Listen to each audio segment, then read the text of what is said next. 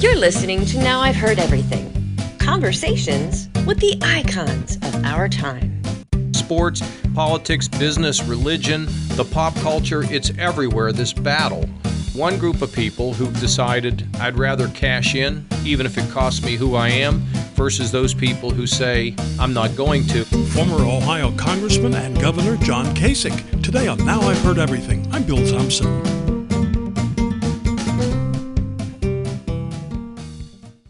Whatever happened to honesty, integrity, and accountability?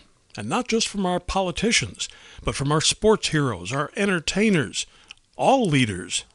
Longtime Ohio politician John Kasich recognized years ago that the country is really engaged in a sort of a battle to reclaim personal responsibility.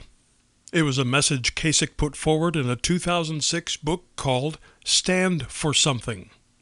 Now, the conversation you're about to hear took place that spring, the spring of 2006, 6 years after he first ran for president, 4 years before he first ran for governor of Ohio.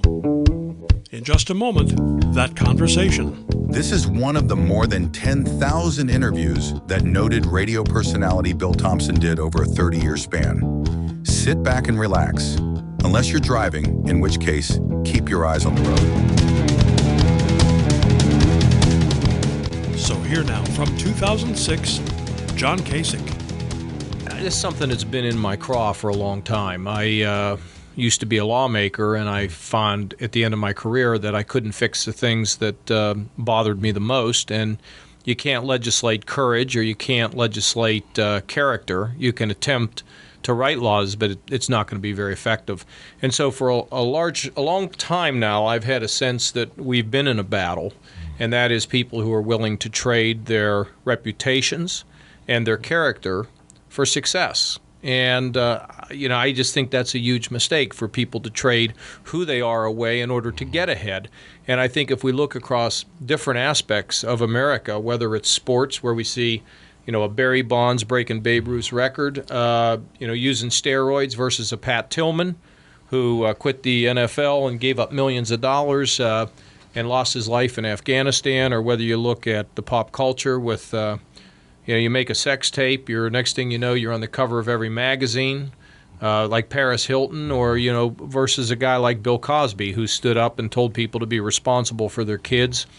Or in politics today, where it's all about partisanship. Very few people dedicated to trying to fix the country. And I was there at a time when I saw people dedicated to doing just that. So if you look across sports, politics, business, religion, the pop culture, it's everywhere, this battle that wages one group of people who've decided, hey, I'd rather cash in, even if it costs me who I am, versus those people who say, I'm not going to. And all of us as Americans, we got to decide which team we want to be on. My wife and I It's a mission here. This book is a mission. This is not just a book. It's something I really believe in. Well, yeah, it comes through. Your passion comes through on the page. Right. My wife and I were discussing some celebrity the other day who was in legal trouble. I can't remember which one it was. Right. That's sad, too. And we thought, we're talking about how sad it was this person was going to jail. Then we both realized at the same moment, whoever this person was we were discussing is probably going to be in higher standing once they've done prison time. This seems to be a badge of honor these days that you've done your time. Yeah, the trouble with it is it would be one thing if it was just an individual act and that was the end of it. But the problem is it influences our kids. If you look at the use of steroids among male high school students, it's amazing. It jumped 65%, according to the last measurement. But why not? You take the juice, you get a college scholarship, right? I mean, if your heroes are doing it, why shouldn't you do it? Or, you look at anything across the board where people get away with doing bad things and it seems to make them successful, it really beats down and wears down the average Joe out there who's looking to try to have a good life. And then the consequences are terrible, because then we don't have personal responsibility and accountability. And a society without that is a society that's in a bad place. Well, we also have to have a society, of course, where everyone is equal. I mean, if you're using steroids, well, we can't have the guys who aren't using steroids not get as many home runs as you. Well, yeah, it's this. we can win the battle if we're willing to not cave in, and if we're willing to basically express ourselves about a lot of the things that we see out there, and not just express ourselves, but behave in a way where we can create a good virus, where people can be inspired. I mean, here you have a job where you've got to look at a whole host of books. Everybody's pounding on you to try to decide if they could get you to talk about their book. Well, you have to make decisions, and there's some books out there that I'm sure are really terrible that you could maybe get a good number for, but you won't put them on, I hope, because you have a responsibility to the public. You have a responsibility to your family. And that's the way I look at life. I think we all have responsibility to others, and we're going to be judged by how we lived our life. Do you think most Americans have become too passive? Well, I think they've become frustrated, and with the sense that, does it really matter if I stand up and try to be a leader? I think that the answer to that is, of course it does. And I think we go through peaks and valleys throughout our culture. There have been times when things have been great and times when they haven't been so great. And I think things are a pendulum, but I wrote the book for the purposes of getting people to grab hold of the pendulum and swing it back in the other direction, renew ourselves here in a new century. So in other words, if people go to a Blockbuster video store and they rent a video and it turns out not to be anything like the kind of video they thought they were renting, they should say something. Well, I went, this is a funny story, I went and rented the movie Fargo. I didn't realize that I was going to watch a guy get cut up in a wood chip box, and I went back to Blockbuster and I said, why don't you label these things so I know what's violent and what's not? And after yelling about it for a couple weeks, my wife finally told me to shut up. But, I made my point, and it's these individual acts of personal protest sometimes that can make a difference in the way the world spins. Here we are talking about it, 10 years later. But one of the points that you're making in your book is that, as you say many points, people are watching. Our children are watching. Our neighbors are watching. The people that we work with, the people who admire us are all watching. They are watching what we do. Yeah, and if we raise the bar, they will raise the bar with us. And if we lower the bar, unfortunately, too much of the time, they'll lower the bar right with us. And the health of this society is based on the fact of whether we do have character and whether we do accept personal responsibility. Look, I'm not looking for anybody to be sainted here. I'm just looking for people to give their best efforts to make a difference wherever they are. Think about it this way. Say you run a dry cleaner and you have a surgeon that comes into the dry cleaner and you treat the guy terrible or the woman terrible, right? And they leave in a horrible mood. You think that doesn't affect them when they go in that operating room? But if you show somebody kindness, you go the extra effort, it does make a difference. Now, we tend to think that if I'm not hitting a home run, it doesn't matter.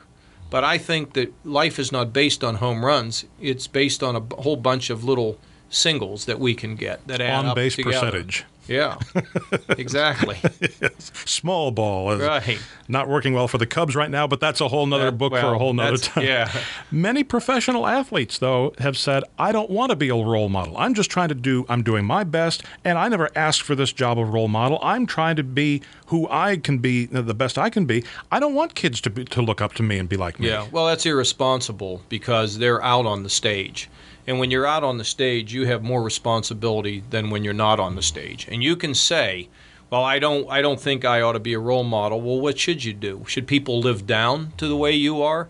I mean, you do have a responsibility to conduct yourself the right way. The public pays your salary. You have a responsibility to sign autographs. You have a responsibility to be courteous. You don't have any. You can't be.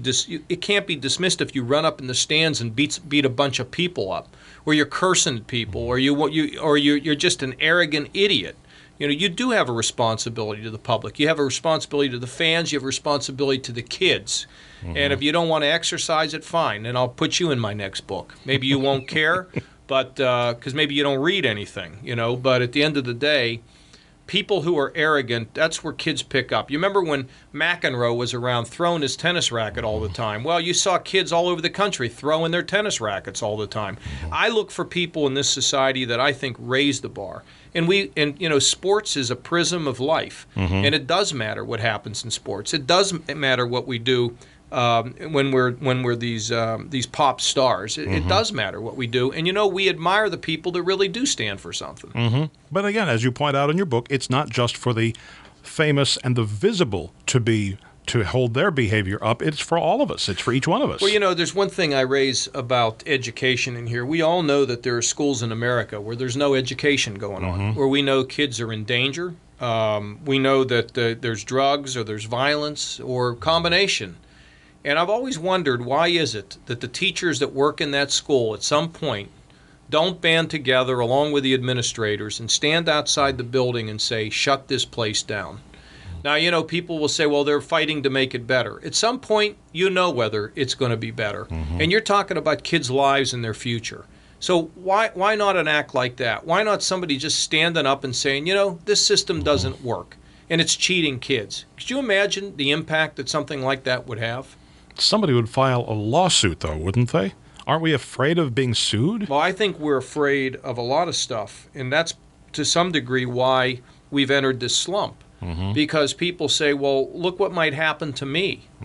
But you know what? When you find your gift and you use it and you stand for something, at the end of the day, your life has real meaning. If all you're doing is stumbling through life and sitting on the couch and and using your video recorder to avoid the commercials or whatever you want to do, what purpose does your life have? I mean, life has a purpose and it has meaning when we do things, and you find out your life gets better whenever you decide that I'm gonna be something to my kids and to my peers and to the people who I don't even know who are watching me. Well, what you're asking us to do is not risk-free. It is not risk-free, but you know what? At the end of your life, if you end up being a nothing, a bum, let me tell you, you pay for it. You pay for it when you leave this earth, and so. It isn't risk-free, but you know what? I think it's a big risk for our kids if we can't learn to take on some of these tough challenges. And you know what? Most of the time, you don't have to quit your job. Most of the time, you don't have to give up your life. No one's suggesting that. But if you're standing at the water cooler and somebody's, saying really nasty things about some woman in the office, maybe you say, knock it off. If you're a student, maybe you say, I'm not going to get in the car with a drunk driver. There are little things that matter. And it doesn't mean every day we got to go, go win the Battle of Iwo Jima. That's what I'm talking about here. But we can't just be passive. So many people, though, are afraid that if they come to the aid of somebody who's choking in the restaurant, like I said a moment ago, the first thing that's going to happen is that person's going to sue them for something. We've become so afraid to take the risks that we need to take. So we don't begin to untangle the knots in the fishing line. It's only going to get worse. So, but that's the battle, I think, that we have. And that's why I call it the battle for America's soul. Because either we're going to win it or we're going to lose it. And if we're not going to lose it because we can't afford to. Are you optimistic? Yeah, I am optimistic. I think people are basically good and they want good leaders. And leaders can either be at the high level or they could just be somebody, let me give you a good example.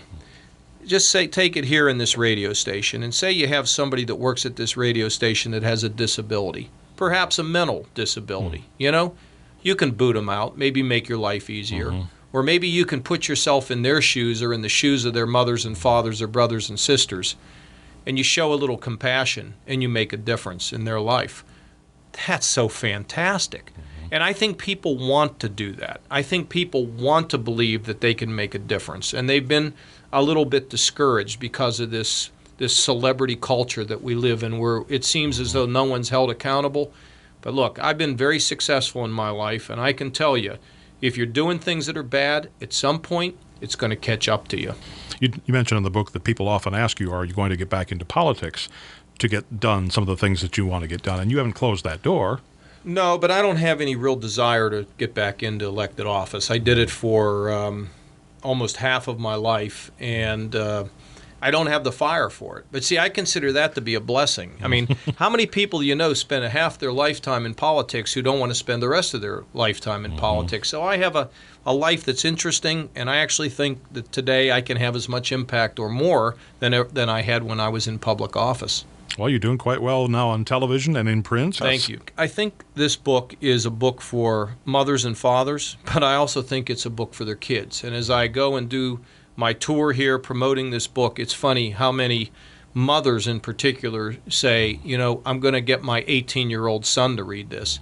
Because we do have to live our dreams. We cannot limit ourselves. And this is a book that will give you the tools to really stand for something and some of the inspiration we all need to believe that it makes a difference. By the way, I'll tell you one other interesting thing. The back of this book and the endorsements we have Oh, yeah. go all the way from Elie Wiesel, you know, the Nobel Prize winner, to Bono, the rock star, to Mike Krzyzewski, the coach at Duke, to Naomi Judge and George Stephanopoulos, and also Yogi Berra. And I love what Yogi says, because it's a yogiism. And he says, you can't go back to the simpler old days, and here's the yogiism, and maybe the future isn't what it used to be. But this book is like a treasure of hope. And, you know, to get Yogi Berra on your book and to get a yogiism, that's a twofer.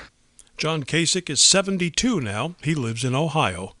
Now, you can get your copy of Stand for Something by John Kasich by tapping the link in our show notes, by clicking the link in the description below if you're listening to this on YouTube, or by going to our website, heardeverything.com.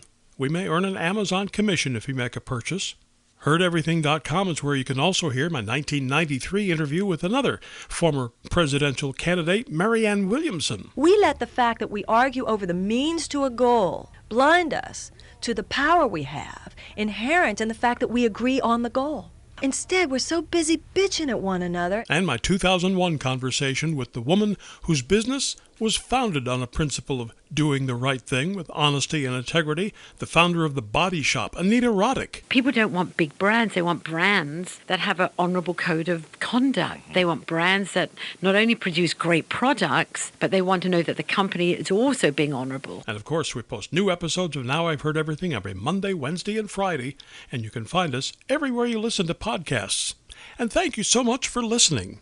Next time on Now I've Heard Everything, on the eve of the premiere of the 50th season of Saturday Night Live, we'll revisit my 2008 interview with the woman who was the very first musical guest on the very first episode of Saturday Night Live in 1975, Janice Ian. I watched it for the first time the other week when it was on.